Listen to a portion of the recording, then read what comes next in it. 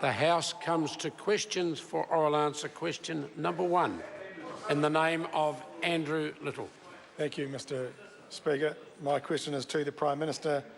Does he stand by his statement that, quotes, "we are on the cusp of something special," end quotes, given pea is cheaper and easier to get, youth unemployment has risen nearly 30% on his watch, and the average home in Auckland now costs over $1 million?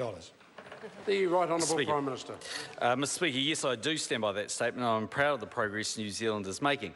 For example, the economy grew by 3.6% in the year to June, putting us in the top 4 performing OECD countries. The average annual wage is now $58,000, an increase of 25% since National first came into office. More than 300,000 jobs have been created since the depths of the global financial crisis, and a further 170,000 people are forecast to be in work by 2020. And cost of living increases are low. Annual inflation is just 0.2%, well below average weekly wage increases of 2% in the year to June. So backed by the government's successful economic plan and New Zealanders' hard work, our country is making great progress. Supplementary. Supplementary question, Andrew Little. Why did the government approve 27,000 work visas in the last year for entry-level jobs that could have been filled by young Kiwis? The Right Honourable Prime Minister. Well, Speaker, there can be a range of different reasons, and they include that there may be a mismatch of where the skills are required vis-a-vis where the people live. It's not always easy to move people to locations and encourage them to go and work there, even if there are jobs that are available. Supplementary question, Andrew Little.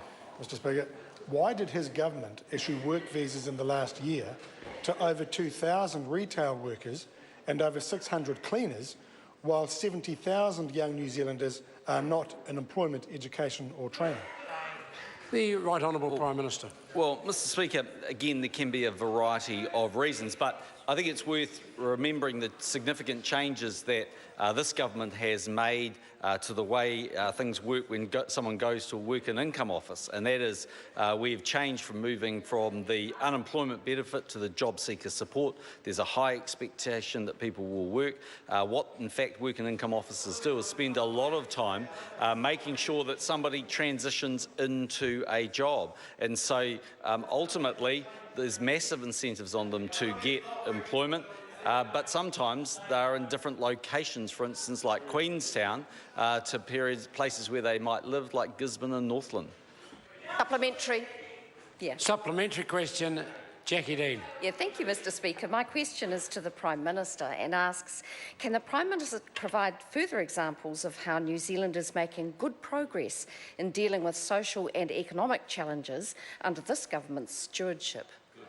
Mr Speaker. The Right Honourable Prime Minister. Speaker, I can. There are a number of other indicators confirming that New Zealand is making good progress. For example, the manufacturing and services sector, including tourism and ICT, are growing strongly and succeeding on the world stage. The government has fulfilled its promise of returning to budget surplus, which gives us choices into the future. More Kiwis are voting with their feet and coming home as opposed to leaving for Australia by the tens of thousands when we took office. And the government is addressing some of New Zealand's most difficult challenges, such as improving educational achievements, supporting vulnerable families and boosting skills and employment. Supplementary question, Andrew Little. Is the Salvation Army wrong when they say, quotes, the balance between training and recruiting young New Zealanders and simply importing skilled and unskilled labour needs to change in favour of young New Zealanders? The Right Honourable Prime Minister. Speaker, in my opinion, yes, actually, the Salvation Army are wrong. And if one looks at the number of people that are here on youth migration, the vast bulk of them actually are on working holidays or international students. Yes, they work sometimes 20 hours a week or the likes, which is, I think, a welcome change, and it allows New Zealand to be an attractive destination, for instance, for international students. But when one goes and has a look, for instance, in Christchurch, which is where I saw the Salvation Army saying there could have been more done to put people in apprenticeships as a result of the Christchurch earthquake, I think the Salvation Army should go and visit CPIT, because I certainly did, and they've been training an enormous number of young people into to apprenticeships. Supplementary question, Sarah Dowry. To the Prime Minister, what were some of the biggest challenges facing New Zealand when the government took office, and how has the government gone about addressing them? The Right Honourable Prime Minister. Speaker, the biggest challenge facing New Zealand when the government took office was neatly summed up in the Salvation Army's State of the Nation report in 2008. It said, and I quote, "More of our children appear to be at risk of harm, more of our young people engaged in petty crime, there is violent crime and more people are in our jails. None of these trends can be seen as progress." The Salvation Army went on to say that despite a huge increase in social spending up to 2008, it had contributed little to our social progress. Outcomes were mixed and disappointing. The government has addressed that by measuring success by the results achieved, not by how much we spend. Supplementary question, Andrew Little. Moving to the year 2016, are the Reserve Bank, ANZ, the Auckland Chamber of Commerce, MB, and now the Salvation Army all wrong in saying it's time for him to rethink his immigration strategy? The Right Honourable Prime Minister. Well, as the member will see, last week the government went through its two-yearly review process and made at the margins some small changes. But actually, for the most part, I think that migration set at the sorts of levels that we've had have served New Zealand well. That's encouraged international students to come to New Zealand. We have FTA agreements which support working holidays, Mr Speaker. We have fast-growing sectors and industries that are doing amazingly well, and they do actually need from time to time to import talent. And you've had plenty of people come to New Zealand who are significant investors in this country and who, as a result of their migration to New Zealand, their investment in New Zealand, have created tremendous jobs. It's one of the reasons why we've got one of the top performing economies in the OECD. And if the member thinks success is the opposite, he should campaign on it. The question's definitely been answered. Supplementary. The supplementary question, Andrew Little. What's more important to him, providing cheap imported labour or providing a better future for young New Zealanders? Good question. The Right Honourable Prime Minister. Mr Speaker, absolutely, a better future for young New Zealanders.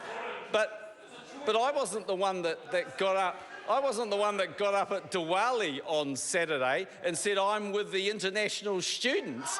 That was Andrew Little, who was there trying to make out he's the friend of the migrant when he's not bagging them for having a Chinese name. He's not out there telling them Indian chefs aren't welcome in this country. Order. Order. Order.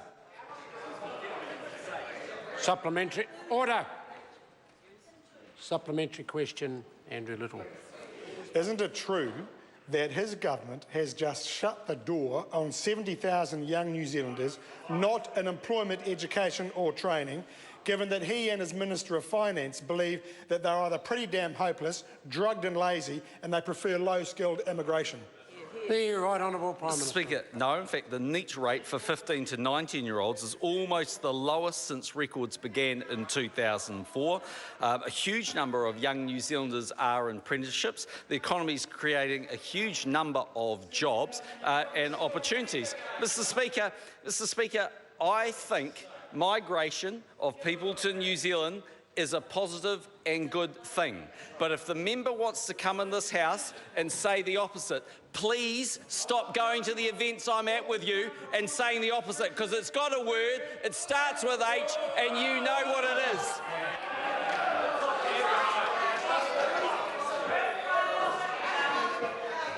Order. Question.